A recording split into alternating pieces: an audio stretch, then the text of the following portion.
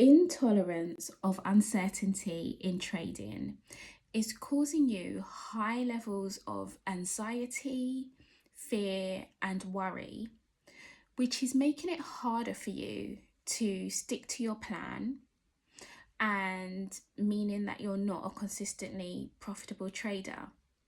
In this video, I'm going to talk about how you can manage the intolerance of uncertainty, which will mean that you won't be hijacked by your emotions and you can become the consistently profitable trader that is already within you. So first, I want to talk about what, talk about uncertainty. So, uncertainty is an unavoidable part of life, let alone trading. Okay. But we all know that trading comes with uncertainty. As much as sometimes when you enter a trade, you might think you know where price is going, you do actually have to remember and ground yourself in the fact that trading comes with the unknown. Trading is a probability based game. So when you enter a trade, there is uncertainty there. You don't know the outcome of the trade. You don't know if you're going to make money on the trade or if you're going to lose. So naturally, trading comes with uncertainty.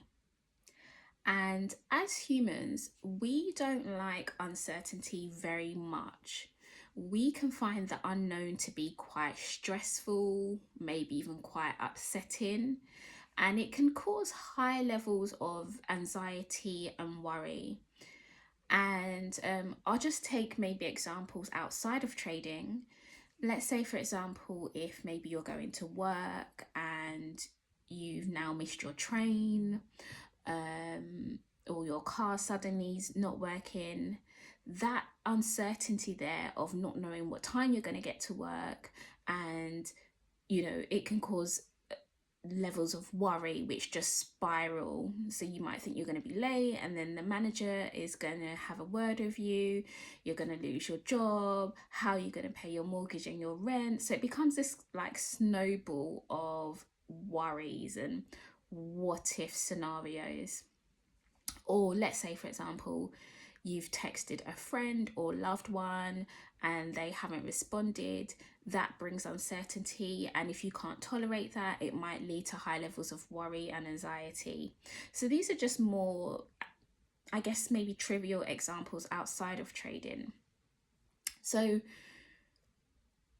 uncertainty is an unavoidable part of life. Okay, we can't avoid it. And it's most definitely an unavoidable part of trading as well. And if we are to have any success and to be a consistently profitable trader, we have to be able to tolerate uncertainty, tolerate the unknown, tolerate and really truly understand and embody what it means to know that you are partaking in something that is a probability based game. There is no certainty there. Okay. I'm just having a look at my notes here. So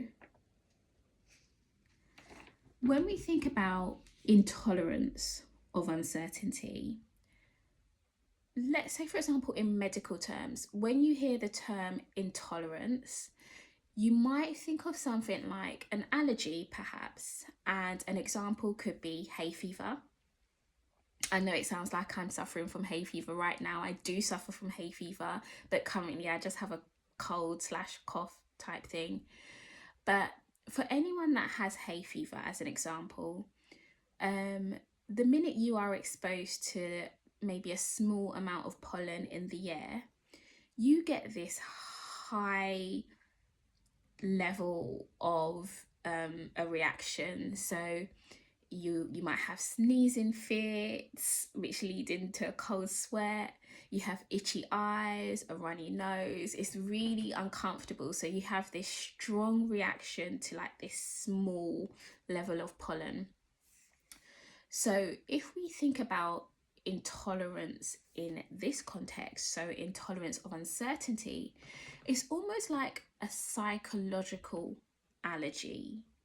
We are allergic to uncertainty, the unknown, okay?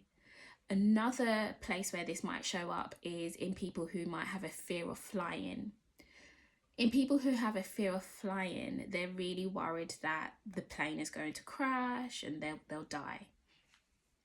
But this is despite the fact that flying is the safest form of travel. So even though the likelihood of that happening is so small, the fact that maybe there is still a chance, it leads to this high level of anxiety, fear, panic, okay, which really impacts that person's life. They might not travel, they might not be able to see friends and family, it might affect work and things like that. So a small chance of something negative happening leads to this high level of worry and anxiety. And in trading, that plays out to you not doing what you're supposed to do to be consistently profitable, because you're just taken over and being led by your emotions and by your worry.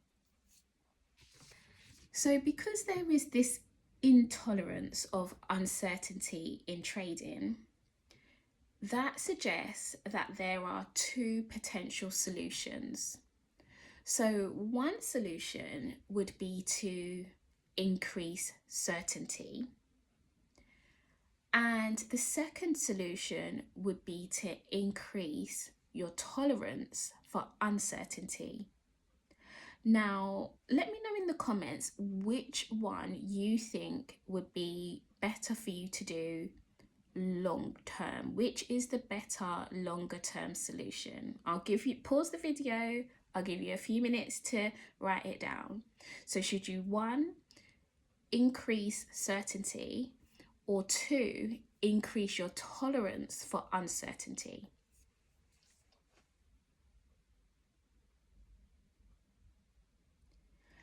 Now, what people find that they do is actually they attempt to increase certainty. But actually, the better longer term solution, as I'm sure you've probably guessed, is to increase your tolerance for uncertainty, because uncertainty is an unavoidable part of trading and life in general. Okay, so I'm going to come on to how we do this. But first of all, I'm going to start with where we're at.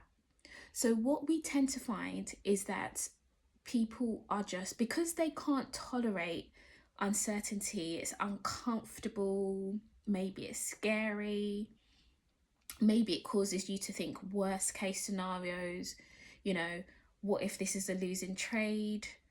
What if I then lose all my money? What if I'll never make it in trading? What if I have to stay in my job that I hate?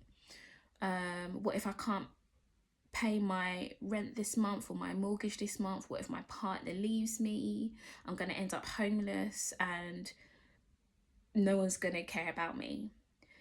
So you really can see how just this intolerance of uncertainty leads to these what if thoughts, which then become almost like a snowball of worst case scenarios, okay, which is really anxiety provoking in that moment. So because we can't tolerate the unknown, what we find that we do is actually try to increase certainty in our trading. So this will look different for different people, maybe on different days, in different circumstances.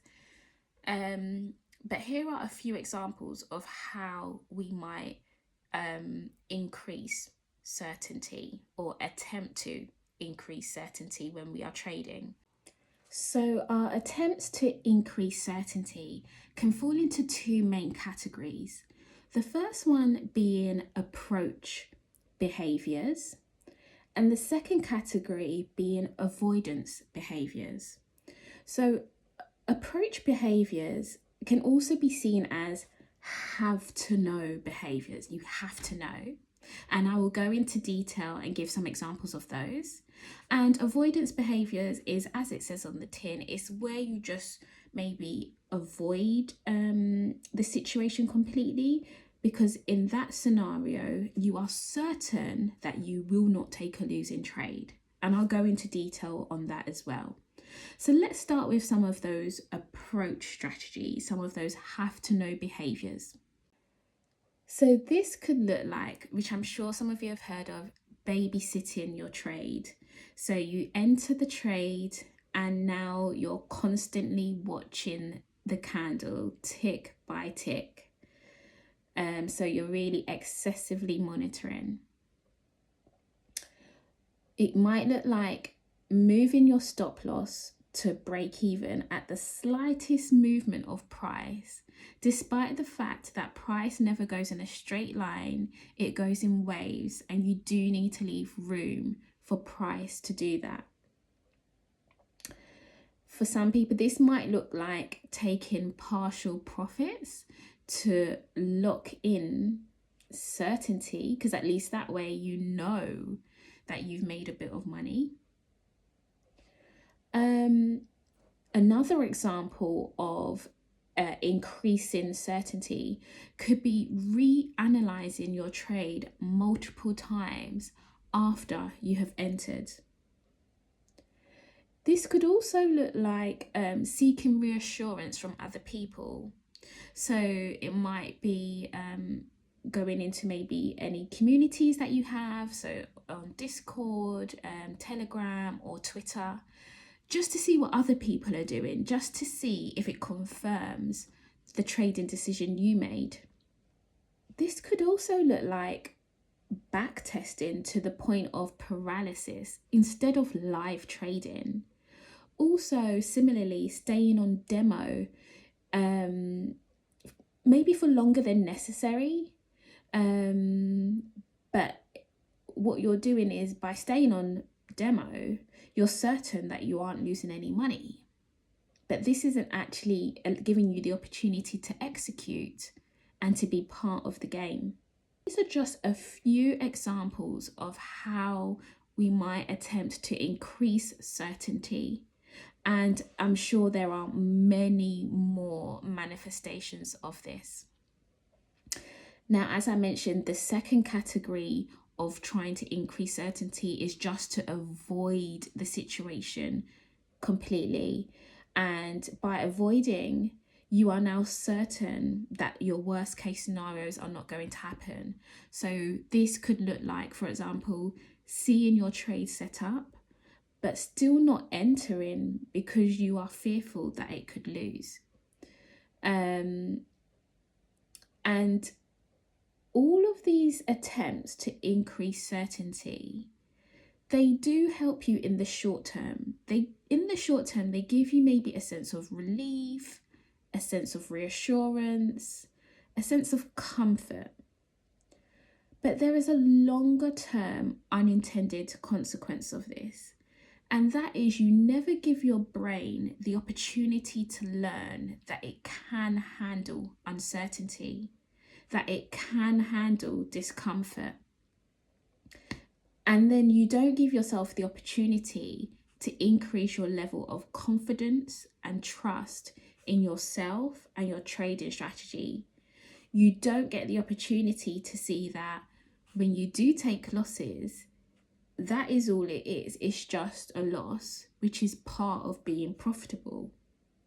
So we understand why you are doing this. You are doing this because there is a natural intolerance of uncertainty that we have as humans. And so this is your best way of coping currently. But through watching this video, I'm hoping that you will now learn the longer term, more effective solution to coping and managing the uncertainty that is an inevitable part of trading and life. So as I'm sure you guessed, and as we mentioned, the goal is to increase tolerance for uncertainty in trading in order to be profitable. So if you are relating to any of what I've said and you recognize this pattern in yourself and you think that your issue may be that you just can't tolerate the uncertainty that comes with trading, I want you to think about what you would do if you were more tolerant of uncertainty in trading. What would be different in your trading decisions and behaviors? What would you be doing differently? Once you've maybe identified this or listed them down somewhere, I want you to start to act as if you are tolerant of uncertainty. You can treat this like a behavioral experiment. You're just testing out doing something differently to see what impact it has on yourself and your trading results. Okay, you don't have to think to yourself, oh, I'm going to do this forever, even though secretly that is the goal. But because we know that there's this intolerance of uncertainty there, we know that it's going to be hard acting as if you are tolerant because we're just starting out. It's almost like if you imagine that you're in the gym and you're weight training. If you're just beginning to weight train, you want to start with the weight that is manageable. And then as your muscle grows and increases in strength, you then lift heavier weights. And that's what we're going to be doing here on the charts. It's giving yourself the opportunity to act as if you are tolerant of uncertainty in trading through a series of behavioral experiments. So you want to change your behavior and change your behavior in a way where it's gradual, it's manageable, it's going to stretch you slightly, but it's not going to stress you out too much because you don't want to be traumatized and come away from your trading journey, okay? But what you have done is you've recognized that what you're doing so far actually isn't helping you and you need to do something differently in a way that is gradual and you're taking small steps. So once you've identified what you would be doing and what it would look like if you were tolerant of uncertainty, I want you to almost become a scientist. I want you to plan to do those things in your next trade, okay, or your next trading day, whatever suits you, whatever's meaningful to you and makes sense to you and your trading style, whether you're a scalper, day trader, swing trader. So you might commit to making this change and observing what happens in the next trade, in the next trading day, over the next week or over the next month, whatever makes sense. So examples of things that you might do, or examples of things that someone might do if they were tolerant of uncertainty, is the following. Okay, so number one, they might not babysit the trade. So they might deliberately choose to not babysit the trade to see what outcome that has on how they feel and also their trading performance. So that would look like them committing to their trading plan, exiting at stop loss or take profit as determined by their trading plan. So perhaps not moving those levels unless their plan dictates otherwise, and deliberately walking away from the screen, perhaps maybe setting an alert, but yeah, literally choosing to do something differently and to drop that certainty seeking behavior. Something else they might do is if they realize that They think that they have been reliant and quite dependent on seeking reassurance from other people to confirm their trading decisions. They might choose on this particular trade or day or week or month to not look at the Discord for other traders' opinions and to literally go at it alone. And again, see what happens, what the impact is on that. And I'm sure they might find as well that maybe their confidence in themselves increases. And I just want to say as well, these behaviors in and of itself are not the problem. I'm not saying it's bad to be in a Discord, but it's always the function behind it. Why are you there? Is it because you need the reassurance? And if it is, this is why we are working on dropping those behaviors to give yourself the opportunity to increase your level of confidence in yourself and to tolerate and, expose yourself to discomfort so that you can tolerate that. Another thing that someone might do is, I guess similar to the first one, but just limit the amount of time that they spend checking on the charts. So instead of literally babysitting the chart, maybe they might choose to set alerts at particular levels. So if you can't fully commit to not returning to the chart until your trade has ended, you might say, okay, when it gets to this support level or this key level, I might set an alert so I can see what it's doing. So again, it's about gradually exposing yourself to where you want to get to. Another thing you might do is actually tolerate a losing trade. So if you do take a losing trade, to actually force yourself to journal that, how am I feeling as I'm in this losing trade? Sometimes we think things will be worse than they actually are. I don't know if you've ever noticed this, but we can always find ourselves sometimes worrying about things that turn out not to be that bad. And so instead of cutting a trade early that you think is losing, allow the trade to play out and to go to the full stop loss, and intentionally document how you felt. Did you feel anxious in the beginning?